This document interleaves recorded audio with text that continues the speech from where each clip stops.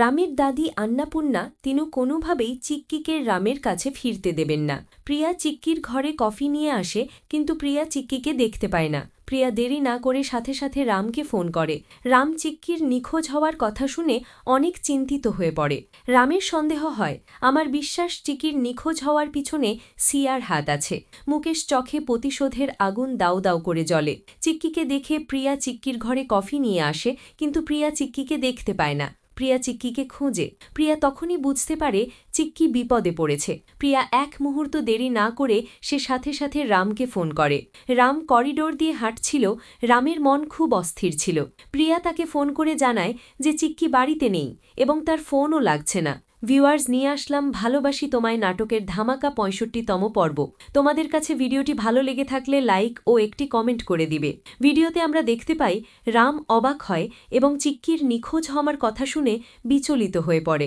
রামের সন্দেহ হয় যে আমার বিশ্বাস চিক্কির নিখোঁজ হওয়ার পিছনে সিয়ার হাত আছে। রাম সিয়াকে ফোন করে জানতে চায় যে সিয়া, তুমি এখন কোথায়? সিয়া রামের কাছে মিথ্যা বলে যে আমি বাড়িতেই আছি এবং সিয়ার জানায় যে আমি অনেক অসুস্থ। রাম তাকে জিজ্ঞাসা করে তার কাছে কেউ এসেছিল কিনা।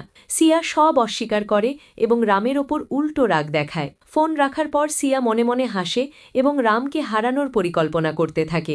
সুগন্ধা পুরো অগস্তি পরিবারের বড় আন্নাপূর্ণা অগস্তির কাছে এসে সুগন্ধা নরম গলায় অন্নপূর্ণাকে বলে, মা, আর রেগে থাকবেন না, আসুন খাবার খেয়ে নিন। খাবার না খেলে আপনার শরীর অসুস্থ হয়ে পড়বে। অন্নপূর্ণা বলে, আমি কোনো কিছুই খাবো না, আমি তোমাদের সবার ওপর অনেক রেগে আছি। সুগন্ধা তখন আন্নাপূর্ণা তার কাছে ক্ষমা চায় ও সুগন্ধা বলে, মা, আমাকে ক্ষমা করে দিন।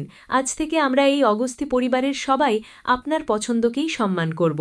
অন্নপূর্ণা অগস্তি সুগন্ধার এমন নরম গলাতেও অনেক রেগে থাকেন। তিনি বলেন, তোমরা আমাকে সম্মান করো ঠিকই, কিন্তু আমার নাতি রাম অগস্তি আমাকে সে বারবার অপমান করছে।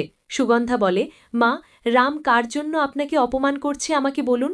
অন্নপূর্ণার নরম গলায় বলে, রাম চিকির হয়ে সে আমাকে চ্যালেঞ্জ করছে। মুকেশ চিক্কিকে দেখে অনেক রাগান্বিত হয়।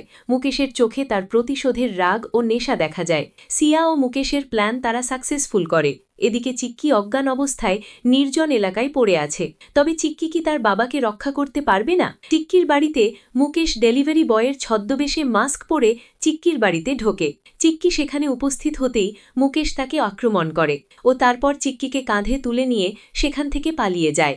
আন্নাপূর্ণার কাছে অসুস্থতার নাটক করে এবং কান্নাকাটি করে বলে, দাদিমা, আমি খুব মানসিক চাপে আছি। সিয়া চায় আন্নাপূর্ণার যেন রামের বিরুদ্ধে তার পাশে থাকে। আন্নাপূর্ণা সিয়াকে আশ্বস্ত করে বলেন যে আমি থাকতে সিয়া তোর কোনো ক্ষতি হবে না। আন্নাপূর্ণা তিনি মনে করেন রাম তাকে চ্যালেঞ্জ করেছে এবং তিনি এই চ্যালেঞ্জে জিততে চান। ভিউয়ার্স, ভিডিও আজ এই পর্যন্তই। ভালোবাসি তোমায় এপিসোড আপডেট পেতে আমাদের চ্যানেলটি সাবস্ক্রাইব করে রাখুন সবার আগে ভিডিওটি দেখতে। ধন্যবাদ।